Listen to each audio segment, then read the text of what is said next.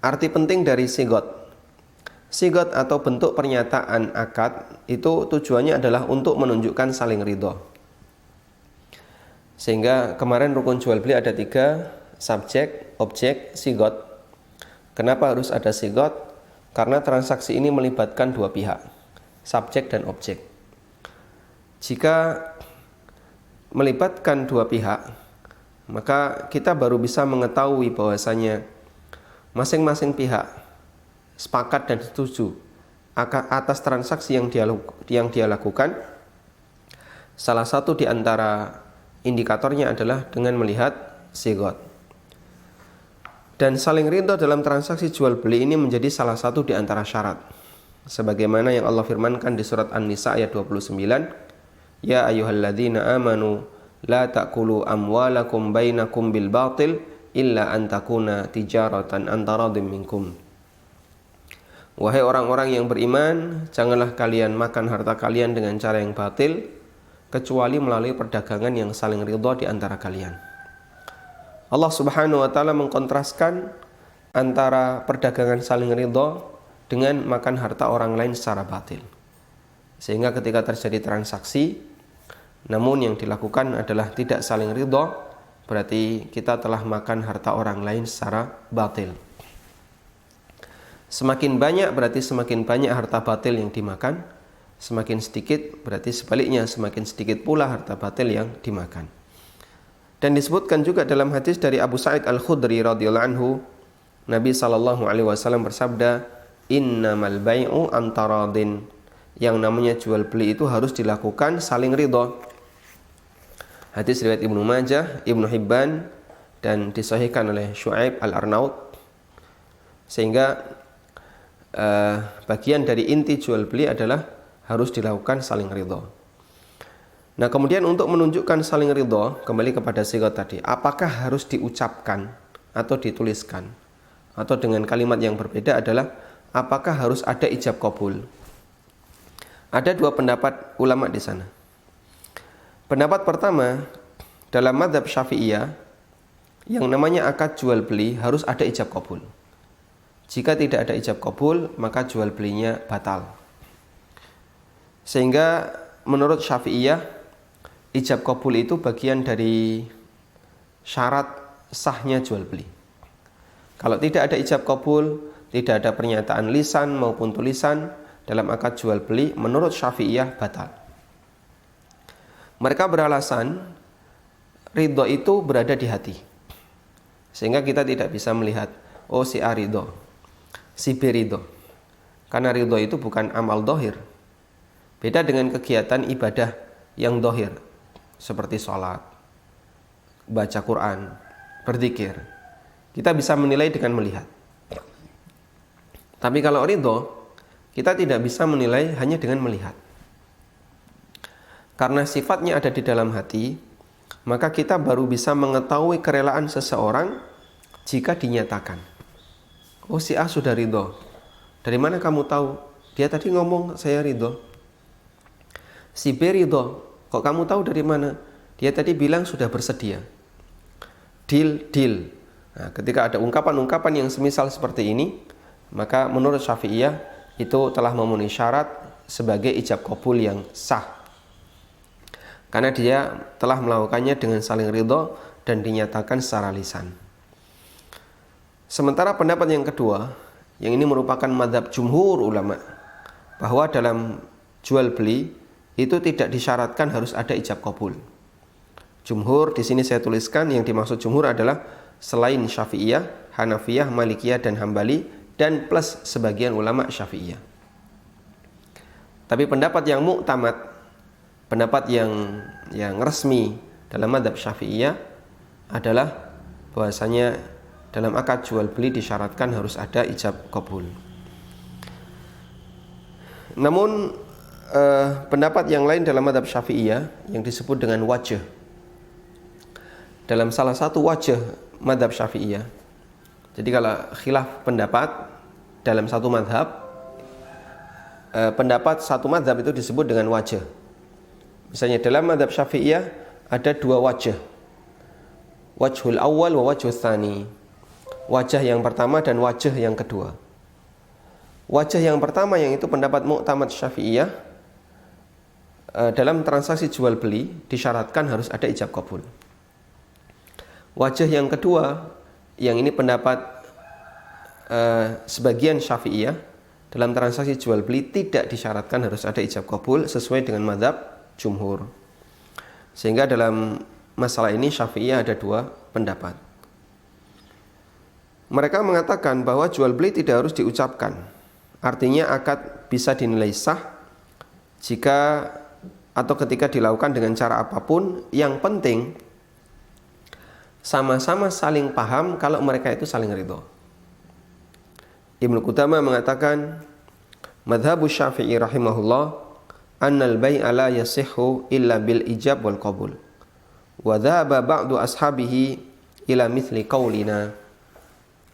Pendapat Imam Syafi'i rahimahullah, beliau mengatakan bahwa jual beli tidak sah kecuali jika ada ijab qabul. Sementara sebagian Syafi'iyah mengikuti pendapat kami, yaitu pendapat mazhab Hambali, yang itu sesuai pendapat jumhur.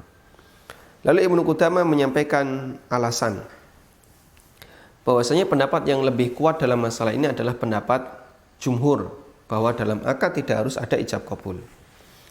Kata Ibnu Qudamah, walana anna Allah ahallal bai'ah wa lam yubayyin kaifiyatahu fa wajaba ar-ruju'u fihi ila al-urfi.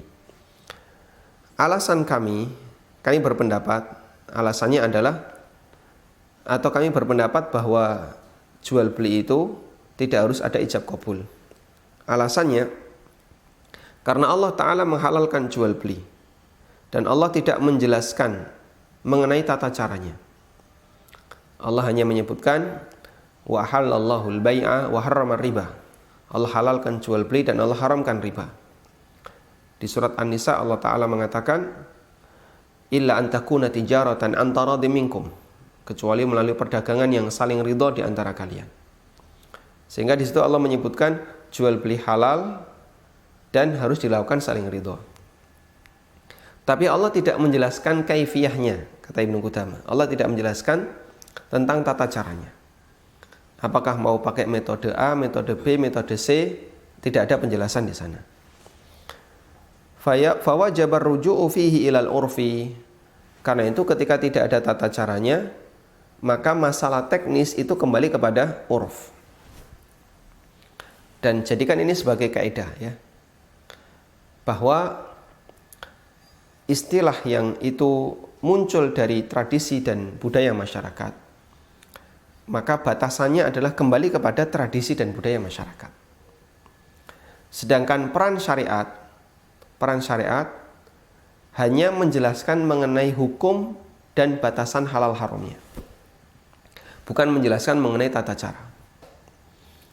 Dan banyak sekali pertanyaan yang masuk melalui WA yang bertanya tentang masalah muamalah. Mayoritasnya itu lebih kepada pertanyaan masalah teknis. Misalnya, bagi hasilnya seperti apa? Apakah perlu dibagi tiap bulan? Ataukah perlu dibagi tiap tahun ketika orang melakukan usaha kerjasama? Atau misalnya ada orang yang melakukan jual beli, itu boleh nggak pembayarannya pakai transfer? Atau misalnya dia bertanya, kalau misalnya dijual dengan harga kredit, ya, nanti teknis cicilannya bagaimana? Semua ini sebenarnya lebih kepada masalah teknis, bukan masalah hukum. Kalau masalah hukum, pertanyaannya itu lebih kepada batasan di sini, apakah ada riba atau tidak. Ya, meskipun kita memahami bahwa maksud penanya adalah bertanya tentang hukumnya, tapi dia lebih menyampaikan masalah teknis. Insya Allah pertanyaan seperti ini tidak kita salahkan. Kita anggap bahasanya ini bagian dari usaha untuk mengetahui seperti apakah praktek jual beli, apakah itu sudah syar'i ataukah tidak. Namun penjelasan Ibnu Qudamah ini cukup bagus untuk kita jadikan sebagai kaidah, bahwa ketika syariat itu hanya menjelaskan hukumnya tapi tidak menjelaskan teknisnya, maka masalah teknis itu dikembalikan kepada uruf yang berlaku di masyarakat. termasuk misalnya besar kecilnya persentase bagi hasil, besar kecilnya akad jual beli itu harga yang pantas berapa, berapa kita boleh mengambil keuntungan, itu lebih bersifat pada masalah urf. Kemudian beliau mengatakan, walam yunqal anin nabi sallallahu alaihi wasallam wala an ashabihi ma'a kathrati wuqu'il bai'i bainahum isti'malul ijabi wal qabuli. Dan tidak ada riwayat dari Nabi sallallahu alaihi wasallam, tidak pula dari para sahabat tentang penggunaan ijab qabul. Padahal transaksi jual beli itu sangat sering terjadi di antara mereka. Ya, kita bisa lihat mereka hidup sepanjang sekian puluh tahun. Berapa kali mereka melakukan jual beli? Masya Allah, tidak ada yang tahu jumlahnya kecuali Allah. Saking seringnya. Walau sta'malu dzalika fi bay'atihim lanukila naqlan syai'an walau kana dzalika syartan lawajaba naqluhu. Andai mereka selalu menggunakan ijab qabul dalam setiap transaksi, dalam setiap jual beli, tentu akan banyak dinukil sampai kepada kita. Dan jika itu menjadi syarat jual beli, seharusnya dinukil ke kita. Karena ini bagian dari syarat. Namun ternyata tidak ada riwayat yang menjelaskan tentang itu. Gimana sih kalimat yang diucapkan Nabi Sallallahu Alaihi Wasallam sewaktu beliau transaksi? Tidak ada nukilan itu. Gimana sih kalimat jual beli yang benar yang dilakukan oleh seorang muslim sebagaimana praktek sahabat? Kita juga tidak mendapatkan riwayat itu. Ceritanya yang ada adalah mereka melakukan jual beli. Si A menjual si B atau si A melakukan transaksi jual beli dengan si B. Tapi detailnya, teknisnya di situ tidak disebutkan. Sehingga sanggahan Ibnu Qudamah terhadap mazhab Syafi'iyah kembali kepada prinsip bahwa Allah menghalalkan jual beli, sementara Allah tidak menjelaskan kaifiyahnya, tidak menjelaskan tata caranya, sehingga ukuran keabsahannya kembali kepada uruf, yaitu tradisi dan kebiasaan yang berlaku di masyarakat. Dan pendapat ini insya Allah yang lebih mendekati, dan itu bagian dari kemudahan yang bisa kita dapatkan sepanjang kita melakukan transaksi. Anda akan mengalami kesulitan ketika dalam transaksi kita menggunakan mazhab Syafi'iyah. Marketplace itu tidak boleh, karena marketplace Anda tidak melakukan ijab qabul, tapi Anda hanya dilayani oleh platform. Misalnya Anda buka marketplace, kemudian tertarik dengan barang tertentu, Anda klik, Anda masukkan ke keranjang belanja. Di keranjang belanja numpuk banyak sekali barang, belum tentu dibeli kan. Setelah itu Anda pilih barang yang mau Anda beli. Anda pilih barang 1, barang 2. Klik, check out, selesai. Tidak pernah ada komunikasi antara Anda dengan pemilik barang, meskipun disediakan ya, terlepas dari adanya fitur tentang itu. Tapi masih banyak orang yang ketika transaksi dia hanya mengikuti alur sesuai yang disediakan oleh platform, oleh mesin ini, marketplace. Sehingga dia klik, kemudian check out, bayar, selesai. Di bandara atau di beberapa tempat yang lain, Anda disediakan mesin showcase. Di situ ada banyak minuman. Lalu Anda beli, kemudian nunjuk ke salah satu minuman yang Anda inginkan. Keluarlah minuman itu. Dan tentu saja tidak kita katakan saya melakukan ijab qabul dengan mesin, karena tidak ada ijab qabul dengan mesin. Kenapa? Mesin ini benda mati. Yang melayani Anda itu sistem robot. Sahkah transaksi ini? Kalau menurut mazhab Syafi'iyah hukumnya batal. Tapi kalau menurut mazhab jumhur ulama hukumnya sah. Jual beli di swalayan juga demikian. Anda ngambil barang, kemudian ke kasir, di barcode, ketemu angka, Anda bayar. Nggak pernah ada pernyataan. Makanya di Indonesia tidak ada swalayan bermadzhab Syafi'iyah. Tidak ada yang mau jadi kasir, Pak. Setiap item dinyatakan, ini saya jual 10.000, baik saya terima 10.000. Ini 50.000, baik saya terima 50.000. Akan sangat repot. Kasir hanya membarcode, kemudian ketemu angka, Anda bayar, dikasih uang kembalian, pulang. Dan menurut jumhur transaksi ini boleh, tapi kalau menurut Syafi'iyah ini dilarang. Dan insya Allah pendapat yang lebih mendekati adalah pendapat jumhur ulama. Tayyib. Selanjutnya kita beralih ke pembahasan syarat jual beli. Syarat jual beli atau mengulang tentang pengertian syarat ya. Syarat adalah sesuatu yang menjadi aturan yang jika dia atau yang sesuatu aturan yang harus dipenuhi sebelum terjadinya sesuatu. Jika dia tidak dipenuhi maka yang dipersyaratkan menjadi batal. Dan dalam masalah muamalah, syarat itu pengertiannya adalah ketentuan yang harus dipenuhi agar muamalah itu statusnya menjadi sah. Sehingga syarat dalam muamalah itu adalah keterangan tambahan terhadap rukun dari akad. Karena itu kalau kemarin kita telah bahas rukun jual beli ada 3, subjek, objek, sigot. Maka syarat jual beli adalah ketentuan terhadap masing-masing rukun agar transaksi itu menjadi sah. Contoh, ketentuan yang terkait subjek ada 2. Pertama, subjek harus memiliki barang itu atau dia jadi wakilnya. Yang kedua, subjek harus orang yang memiliki kelayakan dalam bertransaksi yang disebut dengan jaiz tasarruf. 2 ini adalah keterangan tambahan terhadap rukun subjek. Sehingga subjek yang seperti apa yang boleh bertransaksi, penjelasan itu dibahas dalam syarat jual beli. Karena itulah ketika dalam transaksi jual beli rukunnya terpenuhi, maka jual beli itu terjadi. Namun apakah sah atau tidak, kita perlu menimbang apakah sudah sesuai syaratnya atau tidak. Sehingga nanti kita akan bahas syarat subjek apa saja, syarat objek apa saja, syarat sigot apa saja.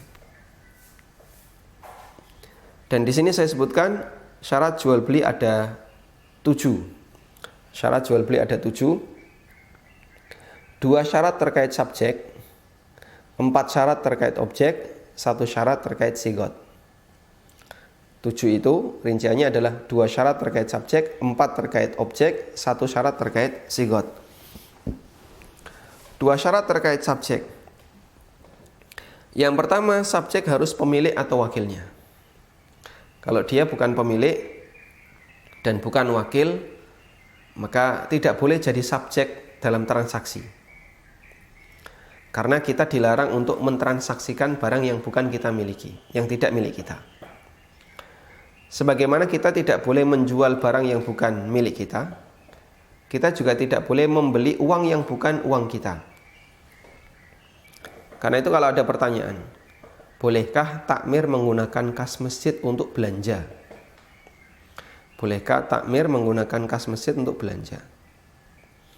Jika dia belanja untuk kepentingan masjid, hukumnya boleh. Kenapa? Berarti posisi dia sebagai wakil. Posisi dia sebagai wakil bagi jamaah. Misalnya dia belanja perlengkapan kebersihan atau belanja kebutuhan-kebutuhan masjid, lampu, kipas angin dan seterusnya. Karena status takmir adalah orang yang mendapatkan amanah untuk mengelola masjid, mengurusi masjid, maka jika dia menggunakan dana masjid untuk operasional masjid, berarti posisi dia adalah wakil bagi para jamaah. Yang kedua, jika takmir menggunakan kas masjid untuk belanja kepentingan pribadi, sehingga misalnya dia mau beli motor tapi nggak punya duit, lalu dia gunakan uang kas masjid untuk beli motor dengan akad utang, nanti akan saya kembalikan dengan saya cicil, maka hukumnya dilarang karena berarti dia belanja dengan menggunakan harta yang bukan miliknya. Yang kedua, subjek harus orang yang memiliki kelayakan dalam transaksi yang disebut dengan jaiz tasarruf. Jaiz itu artinya boleh, tasarruf bertransaksi. Nah, untuk bisa disebut sebagai jaiz tasarruf ada beberapa ketentuan yang berlaku di sana. Kemudian kita rinci dulu. Selanjutnya adalah syarat terkait objek. Tadi ada 2 syarat terkait subjek. Berikutnya 4 syarat terkait objek. 4 syarat terkait objek apa saja? Pertama, halal manfaat.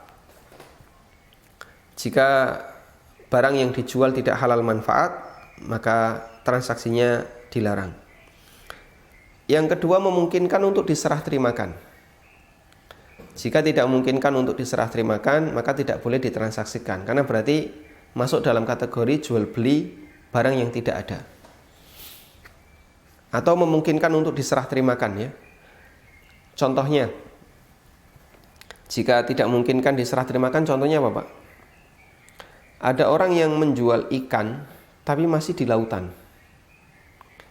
Pak, di lautan ini dari titik A sampai titik B, di situ banyak ikan kerapu.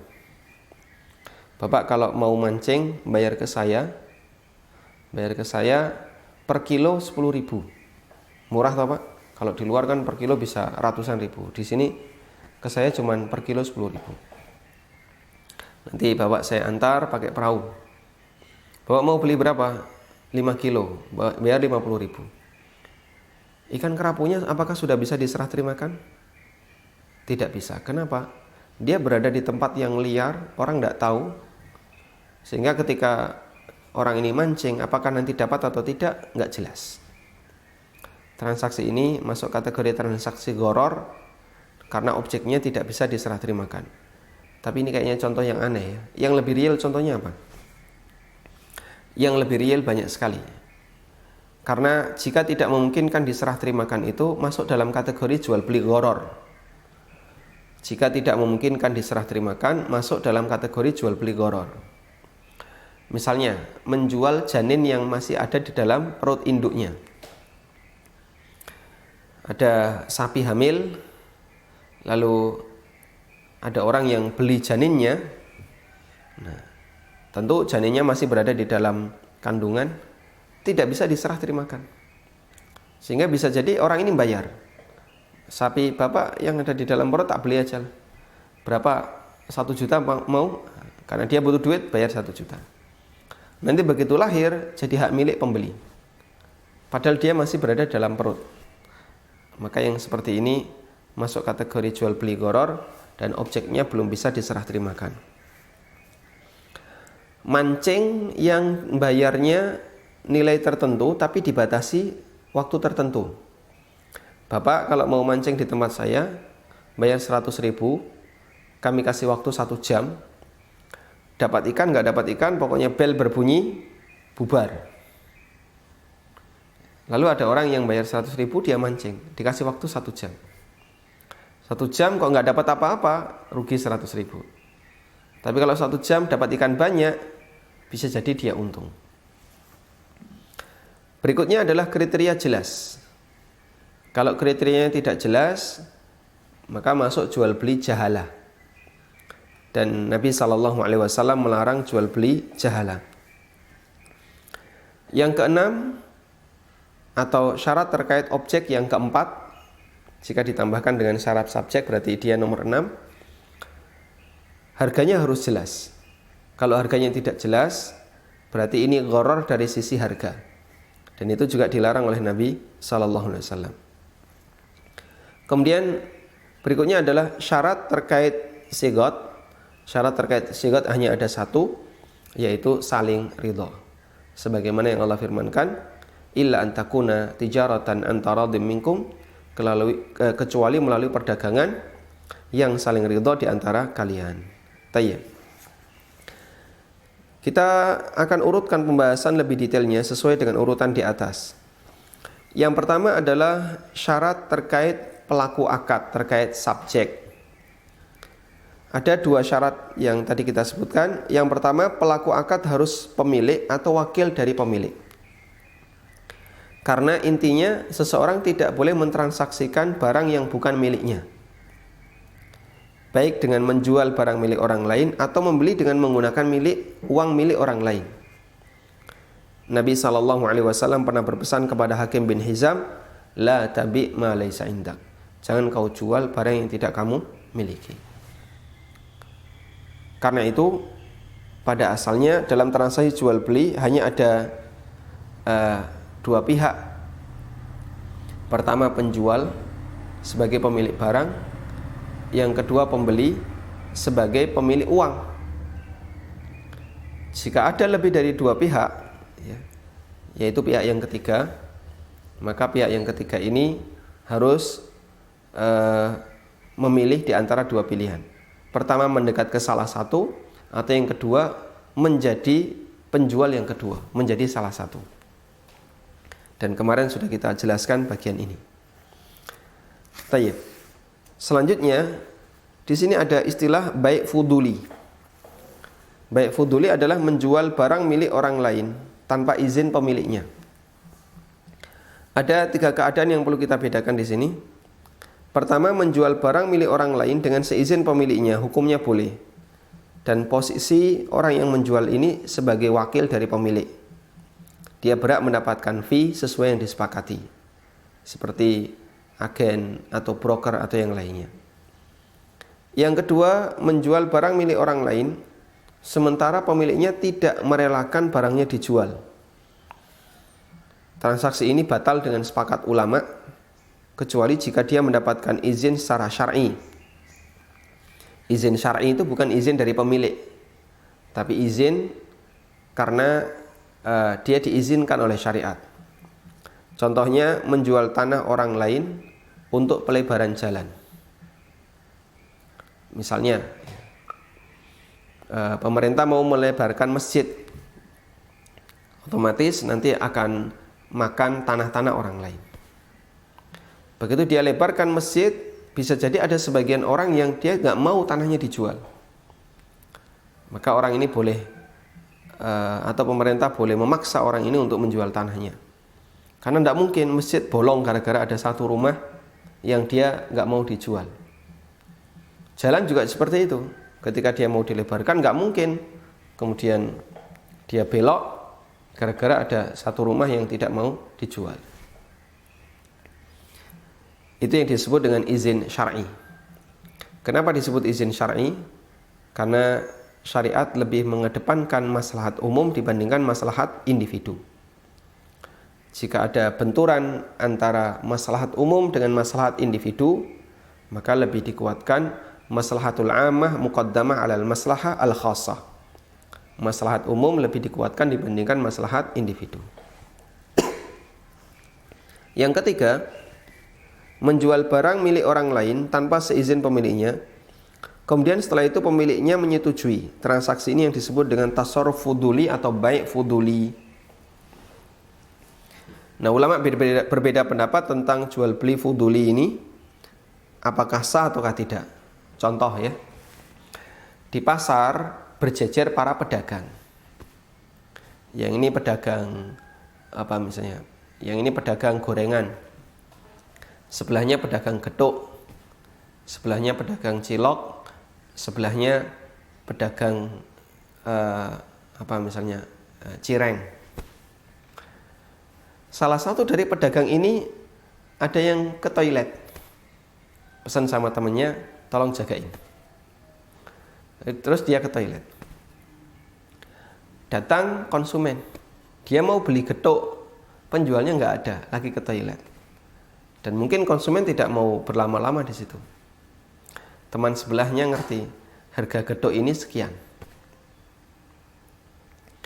Kalau konsumen diminta untuk nunggu, Pak, niki yang jual baru ke toilet, monggo ditunggu. Nah, mungkin dia nggak sabar, pengennya ya kalau nggak ada penjualnya saya beli di tempat yang lain. Akhirnya sebelahnya berinisiatif, Bapak beli berapa? Sekian. Akhirnya dia yang jualkan. Kemudian penjualnya datang, pemiliknya datang. Terus dikasih tahu tadi ada yang beli, tak dolno sak menit saya jualkan sekian, ini uangnya. Dan dia ridho. Nah, yang jadi pertanyaan, transaksi yang dilakukan oleh temannya tadi terhadap konsumen sah ataukah tidak? Pendapat pertama mengatakan baik fuduli statusnya sah selama pemilik barang atau pemilik uang telah merelakannya. Dan ini merupakan pendapat Abu Hanifah, pendapat Imam Malik, Imam Ahmad dalam salah satu riwayat.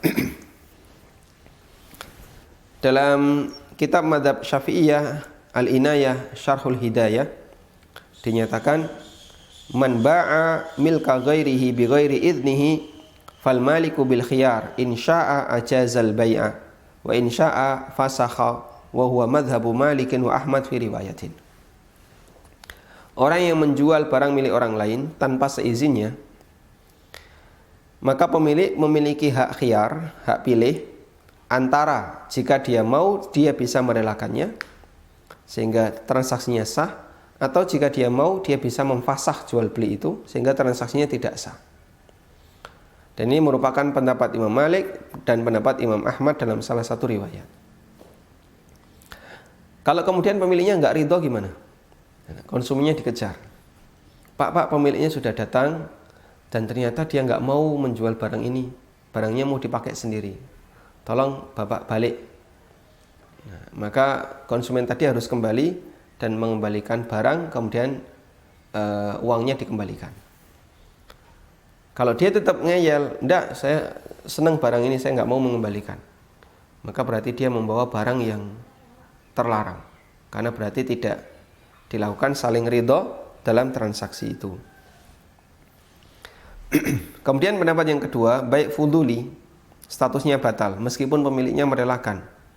Dan ini pendapat Imam Syafi'i dalam Qaul Jadid dan pendapat Imam Ahmad dalam salah satu riwayat.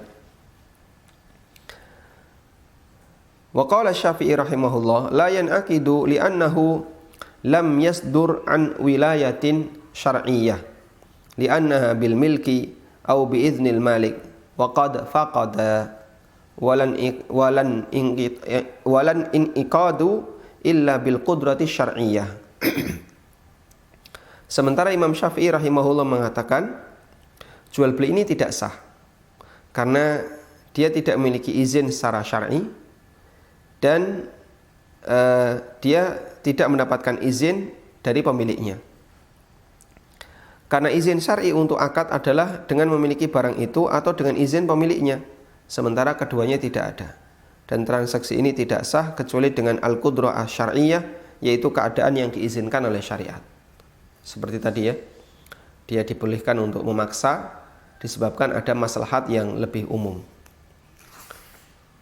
Dan wallahu ta'ala alam, pendapat yang lebih mendekati dalam masalah ini adalah pendapat yang pertama, bahwa transaksi ini diperbolehkan dan sah selama pemiliknya menyetujuinya, pemiliknya ridho. Dan ini pendapat yang dinilai lebih kuat oleh Syekhul Islam sebagaimana yang dinyatakan dalam Majmu' Fatawa. Wallahu alam. Tayyib. Baik, mungkin itu yang bisa kita sampaikan sebagai pengantar, dan insyaallah kita akan detailkan tentang masalah syarat jual beli ini pada pertemuan-pertemuan berikutnya, karena dengan memahami rukun dan syarat jual beli ini pondasi yang paling diperlukan oleh seorang muslim untuk bisa menilai apakah transaksinya itu sudah sesuai dengan syariat ataukah belum. Wallahu ta'ala alam. Dan selanjutnya bagi Anda yang mau bergabung, kami persilahkan untuk menyampaikan melalui line telepon sebagaimana yang tertera di Loudread. Kita angkat penelpon yang pertama. Silahkan, dengan siapa, di mana? Halo, silakan Pak. Ya. Assalamualaikum. Waalaikumsalam warahmatullah. Silakan Bapak. Ya. Saya Haryadi. Bisa dijauhkan dari televisi Bapak? Oh ya.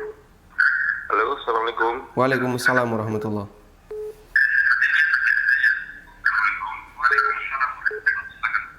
Ya. Saya Haryadi Ustadz dari Cikarang. Silakan Pak. Oh ya, sudah. Volume televisinya bisa dikecilkan Bapak. Ya. Halo. Halo, silakan Pak. Anda sudah terhubung. Ya. Ya, saya Haryadi Ustadz dari Cikarang.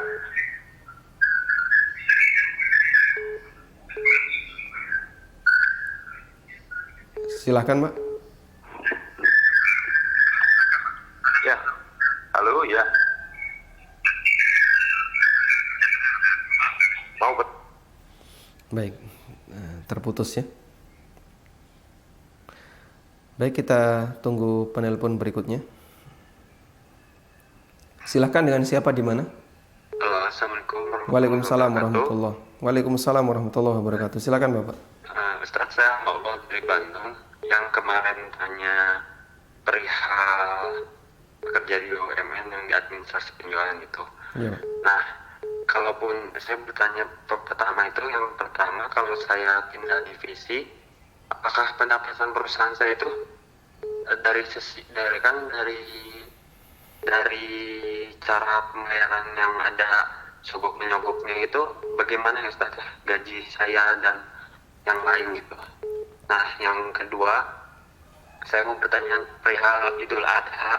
Nah, saya itu punya mertua yang janda, terus ya ibu rumah tangga. Apa yang harus yang saya dulukan itu, apakah saya Idul Adha kurban, apa saya membantu mertua saya yang janda itu yang dibilangnya kurang saat itu. Baik, cukup Bapak. Ya, cukup. Jazakallah khair. Jazakallah. warahmatullahi wabarakatuh. Waalaikumsalam warahmatullahi wabarakatuh. Baik, untuk pertanyaan yang pertama. Bagaimana pendapatan perusahaan Anda karena perusahaan ini melakukan praktek sogok? Yang saya pahami seperti ini Pak ya. Jadi sogok itu ada dua. Yang pertama, sogok dalam rangka untuk mengambil hak. Bentuknya begini. Kita sudah melakukan pekerjaan, sehingga hak kita adalah dibayar. Tapi oleh pihak tertentu, pembayaran itu tidak bisa cair kecuali melalui sogok. Dan kita sudah melakukan sesuai prosedur, sesuai SOP, jalur A, jalur B, jalur C. Tapi ternyata nggak mampu untuk bisa menembus kecuali melalui sogok. Maka memberikan sogok seperti ini, yang menanggung dosa adalah penerima. Karena ini berarti sogok yang kita lakukan secara terpaksa dalam rangka mengambil hak kita. Kenapa yang dosa penerima? Karena posisi penerima dalam hal ini, dia yang paling utama terjadinya transaksi sogok. Sebenarnya kita tidak menginginkan transaksi itu, kita terpaksa melakukannya dalam rangka mengambil hak. Nah, dalam hal ini kita tidak ikut berdosa dan penghasilan perusahaan insya Allah halal. Dalil yang disampaikan oleh para ulama mengenai sogok mengambil hak yang statusnya halal adalah menebus tawanan. Ketika ada seorang muslim ditawan oleh orang kafir, maka muslim ini berhak untuk membebaskan orang muslim yang ditawan tadi. Muslim yang lain berhak untuk membebaskan muslim yang ditawan ini. Tapi tentu saja orang kafir tidak akan mau untuk membebaskan kecuali dengan dibayar. Lalu kita bebaskan dengan cara kita bayar. Nah, kita membayar ini dalam rangka untuk membebaskan sesama kawan muslim. Ini masuk dalam kategori sogok, namun sogok dalam rangka untuk membebaskan hak sesama muslim. Itu yang dijadikan dalil oleh para ulama. Yang kedua, sogok namun tujuannya bukan dalam rangka mengambil hak. Misalnya ada tender, lalu perusahaan Anda salah satu pesertanya. Kemudian Anda melakukan kesepakatan dengan pemberi tender. Pak, nanti Bapak saya kasih 10% kalau kita berhasil. Akhirnya Anda masuk dalam catatan khusus. Perusahaan Anda dimenangkan karena Anda akan memberikan sesuatu kepada orang itu, atau ngasih di depan, Pak, mohon ini diterima barangkali sebagai pertimbangan perusahaan kami bisa dibantu dalam masalah ini. Akhirnya tendernya menang. Maka perusahaan Anda mendapatkan satu unit pekerjaan dengan cara yang terlarang, sehingga unit pekerjaan itu berarti unit pekerjaan yang didapatkan dengan cara mendolimi vendor yang lain. Misalnya ada 5 vendor, perusahaan Anda menang, padahal vendor-vendor yang lain bisa jadi dia juga punya hak, dia berhak untuk menang. Mereka punya hak yang sama, tapi Anda dimenangkan, yang lain dikalahkan dengan sogok yang Anda lakukan. Maka tender ini, Anda menang tender ini tender yang bisa jadi penghasilannya bermasalah karena dilakukan dengan cara yang bermasalah. Wallahu ta'ala alam. Kemudian mengenai pertanyaan yang kedua, mana yang didahulukan, berkurban ataukah memberikan santunan kepada ibu mertua? Jika bisa dilakukan dua-duanya, silahkan lakukan dua-duanya. Tapi kalau tidak bisa dilakukan dua-duanya dan Anda ingin melakukan salah satu, maka yang dilakukan adalah melihat waktunya. Kalau dana itu sudah ada sekarang dan ibu mertua Anda membutuhkan, sementara sekarang belum masuk Idul Adha atau belum masuk musim kurban, maka Anda bisa berikan kepada ibu mertua.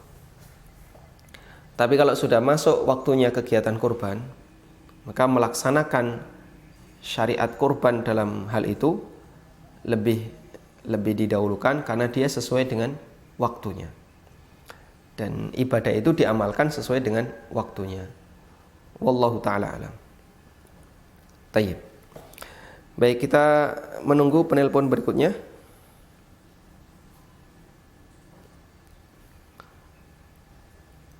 Coba kita angkat. Silakan, dengan siapa di mana? Silakan Bapak. Halo, Assalamualaikum. Waalaikumsalam warahmatullahi wabarakatuh. Pertanyaan bisa langsung disampaikan. Ini Ustaz, aku mau nanya, kalau kan aku ini kan bekerja di perusahaan, aku punya usaha sebagai jual beli spare part alat berat. Jadi kalau misalnya, kalau nggak salah aku pernah dengar, kalau kita nggak punya stok barangnya itu nggak boleh ditanya, nggak boleh dijual ya, karena harus ada stoknya. Kalau misalkan aku tuh nggak ada kemampuan untuk membeli stoknya karena barangnya pertama sangat mahal dan yang kedua item yang dijual tuh sangat banyak sekali. Itu gimana ya kalau misalnya aku tetap jalankan seperti yang saat ini? Misalnya dengan adanya aku seperti customer minta harga ke aku akan jelaskan harganya seperti apa dan kondisi penyerahannya itu nggak langsung, nggak ready. Nah, tapi customernya mau dan open PO gitu.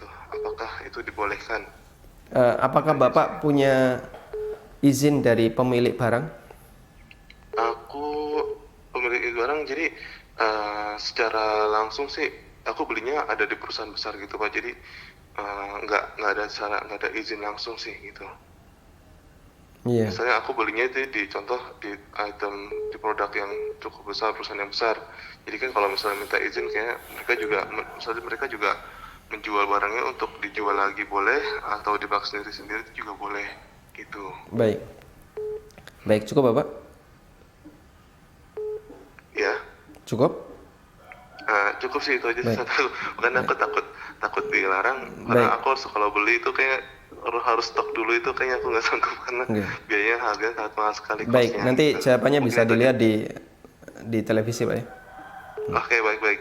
Jazakallah khairan. Jazakallah khairan. Waalaikumsalam warahmatullahi wabarakatuh. Barangkali yang bisa kami tawarkan sebagai solusi, ketika saya gambarkan dulu masalahnya, posisi Anda tidak mungkin kulaan terlebih dahulu karena nilainya cukup mahal, dan yang kedua itemnya sangat banyak, dan tadi disebutkan spare part alat berat, barangkali juga barangnya terlalu rumit kalau harus berkali-kali pindah. Sehingga bagian yang paling praktis adalah Anda menerima PO, sehingga Anda sudah menerima uang. Setelah itu Anda pesan barang ke pabrik, lalu pabrik mengirim barang itu ke customer Anda, kemudian Anda lunasi pembayarannya ke pabrik. Setelah itu customer Anda mendapatkan atau memberikan bayaran yang lunas kepada Anda. Tayyib. Yang bisa saya tawarkan sebagai solusi Yang pertama, lakukan akad salam. Caranya bagaimana? Minta customer bayar tunai. Sehingga misalnya nilai barang itu adalah 100 juta. Anda minta customer, Pak, bayar tunai 100 juta. Nanti barang akan kami datangkan misalnya sepekan lagi, 2 pekan lagi. Dan dalam transaksi salam, uang harus tunai. Yang kedua, waktunya harus jelas. Waktunya harus jelas. Kemudian spek barangnya harus jelas.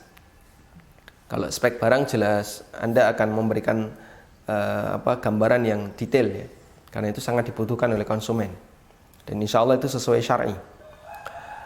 Dan waktunya harus jelas. Kadang waktunya geser-geser, tidak boleh. Harus jelas. Misalnya bulan depan, geser sehari 2 hari masih ditoleransi. Karena ini goror kecil. Tapi kalau gesernya sampai 2 bulan, 3 bulan, ini bisa masuk goror besar. Sehingga waktunya harus jelas. Dan tadi konsumen harus membayar secara tunai agar bisa disebut sebagai akad salam. Yang kedua, pilihan yang kedua, ini yang mungkin lebih berat ya. Kalau konsumen tidak mau bayar tunai gimana? Maunya kan DP dulu. Misalnya 30%, nanti sisanya yang 70% dibayar setelah barang sampai. Kalau yang seperti ini gimana? Jika tidak mau bayar tunai berarti tidak bisa dilakukan akad salam. Maka akad yang bisa dilakukan adalah akad bertingkat atau akad yang dia didahului dengan transaksi, dengan janji jual beli yang disebut oleh para ulama dengan musawamah lil wa'id bisyira'. Transaksi musawamah bagi orang yang punya rencana untuk beli. Sebagai contoh atau realnya ya. Konsumen, customer Anda bayar DP. Nah, jadikan DP itu sebagai uang jaminan. Sehingga tidak pindah hak milik menjadi milik Anda. Sampaikan kepada customer, DP ini statusnya adalah uang titipan, akan kami simpan, tidak akan kami pakai. Dan nanti jika Bapak tidak jadi beli, DP akan saya kembalikan. DP ini karena sifatnya hanya jaminan. Kalau Bapak tidak jadi beli, DP akan saya kembalikan. Garis bawahi kalimat tidak jadi beli. Customer akan tanya, berarti nanti kalau barang sudah datang, saya boleh nggak jadi beli? Jawabannya boleh. Wah, itu beresiko. Ya memang seperti itu, beresiko. Nah, selanjutnya Anda beli dari pabrik. Lalu pabrik mengirim barang ke customer. Anda datang ke rumahnya customer. Lalu dilakukan transaksi di situ. Ini barangnya, Bapak tertarik atau tidak? Kalau tertarik silakan beli, kalau enggak saya bawa pulang. Dan customer berhak untuk tidak jadi beli. Ini yang disebut dengan baik musawamah lil amir bisyira atau lil wa'id bisyira. Tahapan ketika customer ngasih DP itu statusnya adalah al-wa'du. Statusnya adalah rencana untuk melakukan akad. Dan ini tidak mengikat. Tahapan yang kedua, setelah Anda ngantar barang ke customer lalu dilakukan akad, maka ini tahapan terjadi akad jual beli. Dan bagian ini harus ada hak khiyar. Hak khiyarnya dalam bentuk apa? Dia berhak untuk tidak jadi transaksi dan uang yang sudah dia setorkan sebagai jaminan tadi wajib dikembalikan. Namun pilihan yang kedua ini cukup beresiko. Karena kalau kemudian konsumennya tidak jadi beli, Anda harus bawa pulang kembali barang itu. Tapi itu bagian dari syarat agar sah terjadi transaksi al-wa'du lil wa'id bisyira'. Karena itulah jika yang kedua ini tidak mungkin karena terlalu beresiko, Anda pilih yang pertama, minta customer untuk bayar tunai agar bisa dilakukan akad salam. Wallahu ta'ala alam. Tayyib. Kita coba angkat penelpon berikutnya. Silahkan langsung disampaikan pertanyaannya. Assalamualaikum Ustaz. Waalaikumsalam warahmatullahi. Ibu Susi di Palangkaraya Ustaz. Saya mau nanyakan tentang hibah. Apakah hibah itu harus ridho dari si pemberi hibah Ustaz? Baik, cukup Ibu. Yang kedua, tentang pertanyaan saya yang beberapa waktu yang lalu tentang jaminan pelaksanaan, apakah itu masuk dalam kategori riba atau tidak Ustaz dalam sebuah proyek Ustaz? Baik. Ya, Cukup. terima kasih. Assalamualaikum. Waalaikumsalam warahmatullahi. Baik, untuk hibah apakah harus ada ridho dari pemberi hibah? Jawabannya jelas, harus ada ridho dari pemberi hibah. Nah, apakah harus ada ridho dari penerima hibah? Yang benar tidak disyaratkan harus ada ridho dari penerima hibah. Sehingga ketika si A memberikan hibah kepada si B ridho ataupun tidak, itu tidak diperhitungkan. Tapi yang diperhitungkan adalah ridhonya si A, si pemberi hibah. Kalau penerima ridho atau tidak, itu tidak diperhitungkan. Sehingga hibah harus ada ridho dari pemberi. Kemudian yang kedua mengenai jaminan untuk sebuah proyek, apakah ini termasuk riba? Kami belum mempelajari dengan detail dan nampaknya Ibu sudah menyampaikan pertanyaan melalui WA, tapi mohon maaf kita belum sempat untuk mempelajarinya. Semoga dimudahkan oleh Allah untuk bisa mempelajarinya. Wallahu a'lam. Tayyib. Kita coba angkat penelpon berikutnya. Silahkan, dengan siapa di mana? Assalamualaikum. Waalaikumsalam warahmatullahi. Silakan Bapak. Terima kasih. Ini pertanyaan dari Dindin Saripudin, Banjarsari, Ciamis. Silakan Pak. Begini, saya alhamdulillah punya sawah gitu. Cuma digarap oleh petani. Nah, petani itu merangkap sebagai pedagang padi, Ustaz. Nah, kemudian yang kedua, data berikut adalah padinya itu yang ditanam oleh si petani tersebut padi benih, jadi bukan padi konsumsi gitu. Nah, itu yang pada saat setelah panen ya selain bagi hasil lah ya, selain bagi hasil. Nah itu kalau saya kan butuhnya padi konsumsi gitu ya. Nah saya ingin tanya dulu, ini kalau antara padi benih dengan padi konsumsi itu kalau tukar langsung kan harus sama dan harus kontan itu ya, kita harus terima langsung gitu Ustaz, atau itu termasuk barang ribawi bukan? Baik, termasuk barang ribawi ya Bapak? Oh gitu ya, nah itu kan pasti kalau dihargakan kan beda gitu ya? Betul. Nah, kalau dihargakan beda. Nah itu yang selama ini yang saya transaksikan begini gitu ya, setelah selesai kering terus dimasukkan ke gudang gitu ya, petani tersebut, si pedagang tersebut, kemudian kami akadnya 2 tahap gitu. Yang pertama saya menjual padi benih gitu kepada si petani tersebut yang berangkat sebagai pedagang padi gitu dengan harga sekian, tentu lebih tinggi gitu ya. Lagi setelah selesai panen sudah kering dimasukkan ke gudang petani ya yang berangkat sebagai pedagang padi tersebut, kami melakukan transaksi akad ya.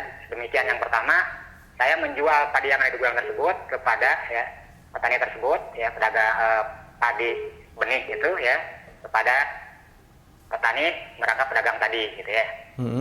Nah, kemudian di sana kalau misalkan tidak ada, kalau padinya kan di gudang ya, padi benihnya di gudang gitu ya. Nah terus kalau uangnya harus diserahkan langsung atau enggak ya Ustaz? Nanti kan ada transaksi yang kedua. Transaksi yang kedua saya membeli padi konsumsi gitu kepada yang sama pada petani tersebut gitu. Di transaksi ini uangnya ada nggak Pak? Kenapa? Uangnya ada atau tidak? Uangnya insya Allah ada. Atau gitu. cuman ekivalensi aja? Misalnya padi benih ekivalen dengan sekian rupiah. Iya. Lalu sekian rupiah itu dipakai untuk beli padi konsumsi. Iya. Berarti fisik uangnya nggak ada? Uangnya ada gitu. Oh, ada. Ya, nanti kan kadang-kadang padi benihnya kadang-kadang dijual semua, kadang-kadang dijualnya sebagian gitu. Karena mungkin kebutuhan untuk konsuminya nggak seluruhnya gitu. Ya kadang-kadang juga bahkan seringnya gini, beli padi konsumsinya itu secara salam, karena nanti diambilnya itu pada saat kami butuh gitu ya. Pada saat sudah habis stok di rumah beras, saya ambil padi itu digiling menjadi beras gitu ya. Jadi dicicil yang ngambilnya gitu. Jadi apakah itu mungkin termasuk jual beli salam mungkin ya Ustaz ya gitu. Baik, cukup Bapak. Nah itu hukumnya gimana Ustaz? Baik. Supaya ya sesuai syariah gitu. Terima kasih. Baik. Ya, Assalamualaikum. Waalaikumsalam warahmatullahi. Terima kasih Pak Didin ya.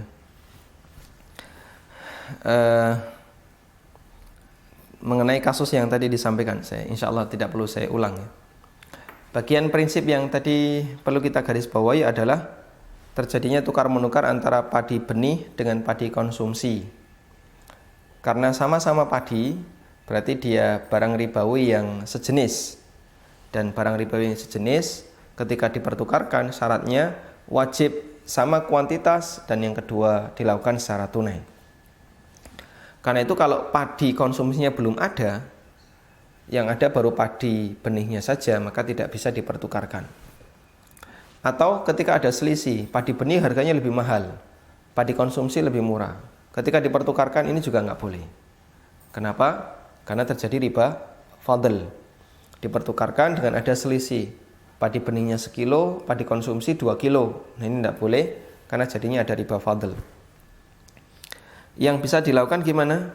Padi benih dijual, Anda terima uang. Dan harus ada fisik uangnya. Setelah Anda terima uang, lalu Anda gunakan untuk membeli padi konsumsi. Nah, bisa dilakukan dengan cara tunai, uang dibayar tunai, padi konsumsinya tunai. Atau yang kedua, uang dibayar tunai, padi konsumsinya nanti menyusul ketika dibutuhkan. Nah, ketika dibutuhkan ini dalam rangka untuk akad salam boleh, namun dengan syarat waktunya harus ditentukan. Kapan? Karena Nabi SAW mempersyaratkan dalam akad salam, man aslafa fal yusrif fi kailin ma'lum wa waznin ma'lum wa fi waqtin ma'lum. Siapa yang melakukan akad salam, maka takarannya harus jelas, timbangannya jelas, waktunya jelas. Sehingga Anda harus tentukan kapan akad itu mau dilakukan, transaksi itu atau serah terima itu mau dilakukan. Misalnya padi konsumsinya akan saya ambil sebulan lagi, bisa. Tapi waktunya, yang jelas waktunya harus dipastikan di sana. Sehingga insya Allah tidak masalah dengan ketentuan seperti yang tadi kita sampaikan, uang fisiknya harus ada. Saat padi benih dijual, Anda menerima uang senilai tertentu. Wallahu a'lam. Tayyib. Kita coba angkat penelpon berikutnya. Silakan, dengan siapa di mana? Ya, dari Bengkulu, Ustaz. Silakan, Pak. Iya, terkait misalnya rukun jual beli yang tidak sah itu, Ustaz. Artinya transaksinya jadi batal ya, Ustaz ya. Iya. Terus kalau misalnya beli bahan bangunan, kemarin prakteknya ada kesalahan dan barangnya kemungkinan untuk dikembalikan itu kan kecil karena bahan bangunannya sudah digunakan, sudah jadi dalam rumah gitu, Ustaz. Nah, itu transaksinya gimana ya sebaiknya ya? Bahan bangunan terjadi dalam sudah jadi rumah. Iya, materialnya. Karena kemarin waktu misalnya kita transaksi, kesalahannya kemarin barangnya belum dimiliki, setelah dari toko bangunannya langsung dikirim ke rumah. Oh, baik. Orang yang butuh itu. Jadi kalau mau dikembalikan, bahan bangunnya sudah jadi rumah gitu. Baik. Sebaiknya gimana? Baik, cukup Bapak. Pertanyaan kedua, Ustaz, kalau hasil riba apakah boleh digunakan untuk membantu melunasi hutang keluarga yang lain, misalnya orang tua atau adik gitu? Iya. Nah, itu juga akhir ya, Ustaz. Assalamualaikum. Waalaikumsalam warahmatullahi wabarakatuh. Baik. Dalam sebuah pembahasan terkait masalah harta haram. Harta haram itu berarti harta yang didapatkan dengan cara yang tidak memenuhi standar syariat. Para ulama membagi menjadi dua. Yang pertama, harta haram yang didapatkan dengan cara saling ridho. Yang kedua, harta haram yang didapatkan dengan cara dolim. Untuk jenis yang kedua, harta haram yang didapatkan dengan cara dolim, wajib dikembalikan apapun keadaannya. Baik dia beralasan, dulu saya belum ngaji, sekarang saya baru tahu kalau saya dolim, atau dia melakukan alasan yang lainnya, itu tidak diterima. Karena yang namanya dolim, berarti ada hak orang lain yang dia bawa tanpa kerelaan pemiliknya. Dan Nabi SAW bersabda, la yahillu malu mri'in muslimin illa bitibi nafsihi. Tidak halal harta seorang muslim kecuali dengan kerelaan dirinya. Yang kedua, harta haram yang didapatkan dengan cara saling ridho. Penjual dan pembeli ridho. Tapi ada kesalahan dalam transaksi itu. Namun transaksi ini dilakukan di luar pengetahuannya. Karena dia mungkin sama-sama belum belajar bagaimana cara jual beli yang syar'i. Yang jelas transaksi itu terjadi, belum memenuhi salah satu syaratnya, tapi dilakukan saling ridho. Syaratnya ada 7 tadi ya. Syaratnya 7. Syarat yang ke-7 yaitu saling ridho terpenuhi, tapi mungkin syarat yang lain tidak terpenuhi. Ada goror atau ada misalnya unsur ribanya, karena ada selisih antara beras dengan beras pertama dengan beras yang kedua, berarti terjadi riba fadl. Dan itu dilakukan karena dia nggak tahu, dia nggak punya ilmu. Maka untuk jenis yang kedua ini para ulama memberikan rincian. Harta haram yang didapatkan dengan cara saling ridho, hukumnya ada 2. Jika didapatkan sebelum tahu hukum, maka statusnya diperbolehkan, halal. Jika didapatkan setelah tahu hukum, maka statusnya terlarang, haram. Sehingga ketika ada orang yang melakukan transaksi, dia tidak memenuhi salah satu syarat jual beli karena dia tidak tahu. Dan bahkan tadi transaksinya sudah berubah wujud dalam bentuk yang lain, bahan bangunan sudah jadi rumah, kan tidak mungkin dikembalikan. Maka apa yang sudah terjadi karena tidak tahu, ini statusnya sah dan berhak untuk dimiliki. Karena dulu tidak tahu. Yang penting dilakukan saling ridho. Dalil tentang itu adalah firman Allah Ta'ala. Allah berfirman, "Faman ja'ahu mau'izatun min rabbih fantaha falahu ma salafa wa amruhu ilallah." Allah berfirman tentang riba. Siapa yang telah mendapatkan keterangan dari Rabb-nya tentang haramnya riba, fantaha lalu dia berhenti, falahu ma salaf, maka dia berhak untuk mendapatkan hartanya di masa silam.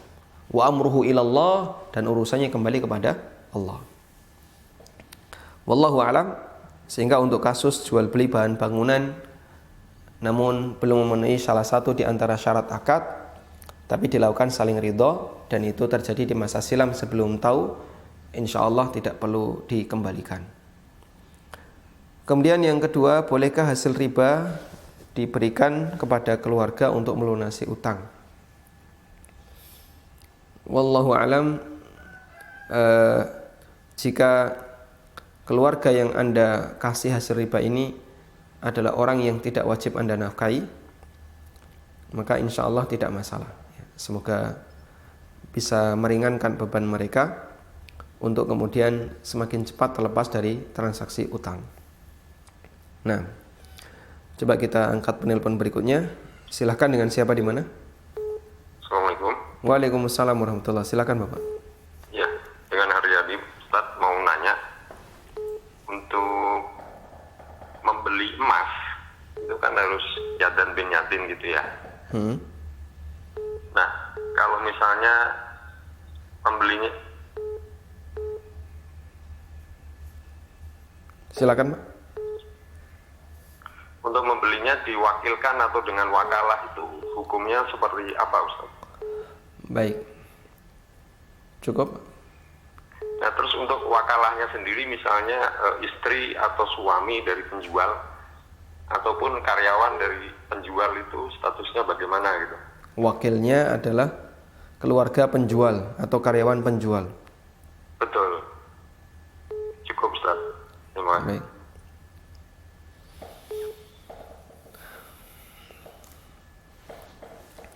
Jual beli emas harus tunai, betul ya, karena emas termasuk barang ribawi, dan uang juga benda ribawi. Dia satu kelompok. Kelompoknya adalah mutlak tsamaniyah, sama-sama alat tukar yang berlaku di masyarakat, meskipun emas saat ini sudah menjadi komoditas. Nah, karena dia satu kelompok, Nabi SAW mensyaratkan, fa idza ikhtalafat hadhil asnaf fabi'u kaifa syi'tum makana yadan biyadin. Kalau dia beda jenis, maka silahkan ada selisih, yang penting dilakukan secara tunai. Sehingga emas dengan uang pasti ada selisih. Emas cuma 1 gram, uangnya sekarang 800.000. Itu kalau pakai receh bisa lebih dari 2 kilo. Boleh nggak ini dipertukarkan? 1 gram pakai uang 2 kilo. Boleh. Kenapa?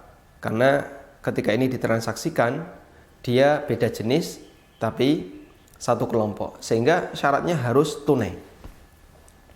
Nah, yang dimaksud tunai itu bagaimana? Yang dimaksud tunai adalah antara uang dengan emas diserahkan di satu majelis yang sama.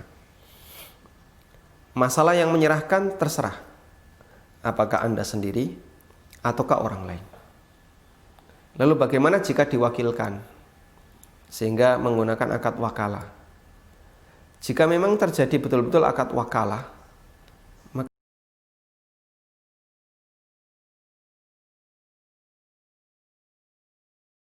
Anda punya saudara di sana, Anda minta saudara Anda berikan emas.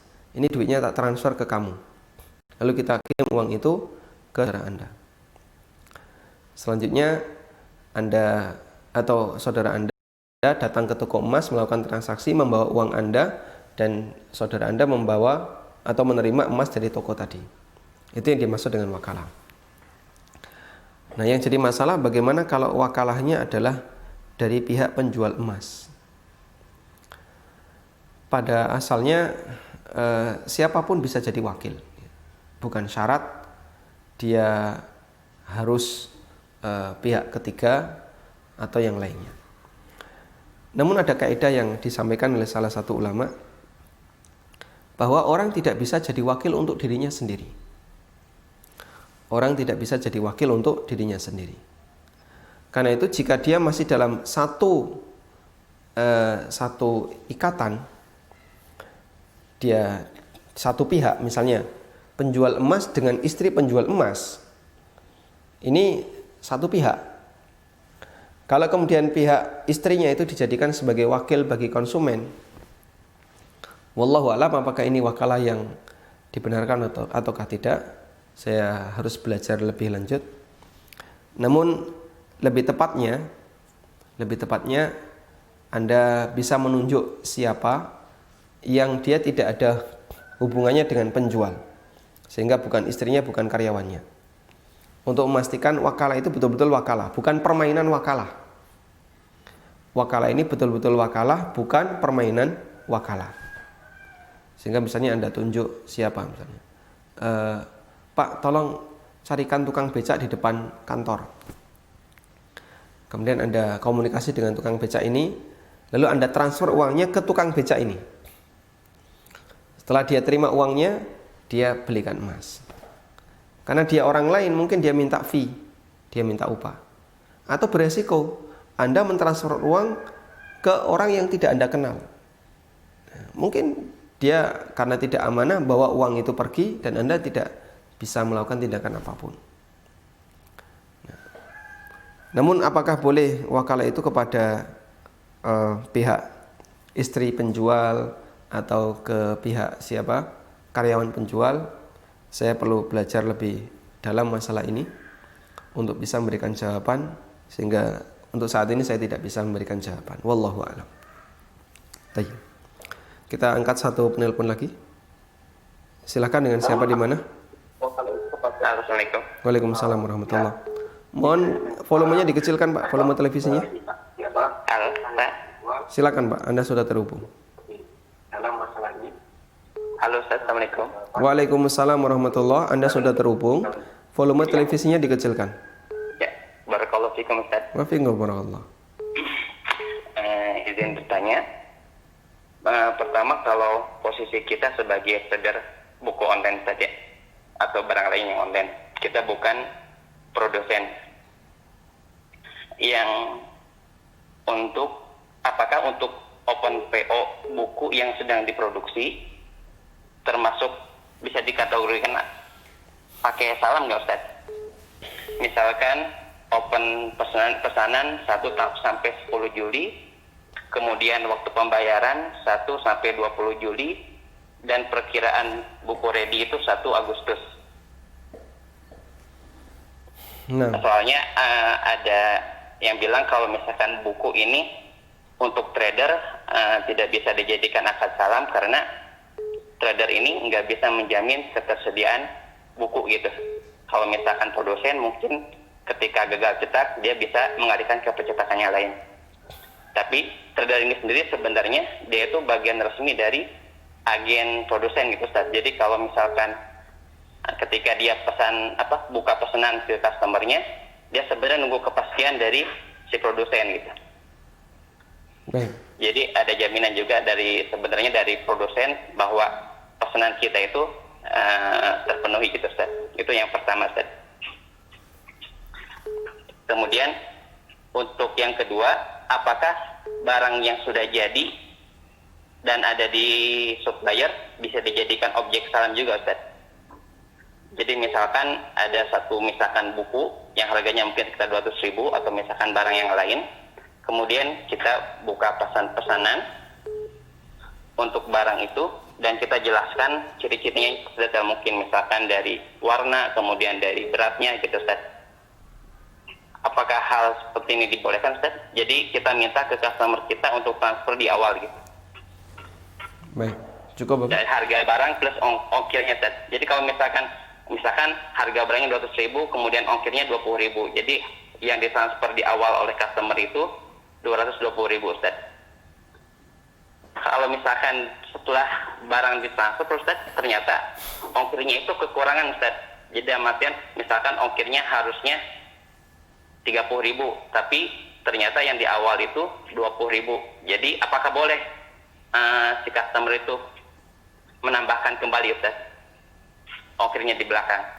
Pun demikian sebaliknya, ternyata ongkirnya itu realitinya itu ongkirnya itu kurang. Jadi misalkan ongkirnya hanya 10.000. Apakah boleh si penjual tadi, si trader tadi mengembalikan kelebihan ongkirnya itu ke customer Ustaz? Baik, cukup Bapak. Ya, sekian saja jazakallahu khairan. Assalamualaikum Ustaz. Waalaikumsalam warahmatullahi wabarakatuh. Baik, mungkin di satu kesempatan khusus kita akan membedah tentang akad salam agar lebih rinci tentang masalah bagaimana batasan akad salam yang sesuai syar'i. Mengenai posisi Anda sebagai agen buku, sebenarnya bisa dilakukan tanpa harus melakukan akad salam, yaitu dengan meminta izin secara resmi dari penerbit untuk menjualkan produk-produknya sebelum buku itu ada, atau menjual seluruh produknya. Dan nanti masalah keuangan Anda bisa buat kesepakatan, misalnya menyusul setelah barang sampai di customer atau setelah Anda mendapatkan pembayaran dari customer. Jika itu dilakukan, berarti posisi Anda murni sebagai wakil bagi pihak perusahaan, murni sebagai wakil bagi pihak penerbit.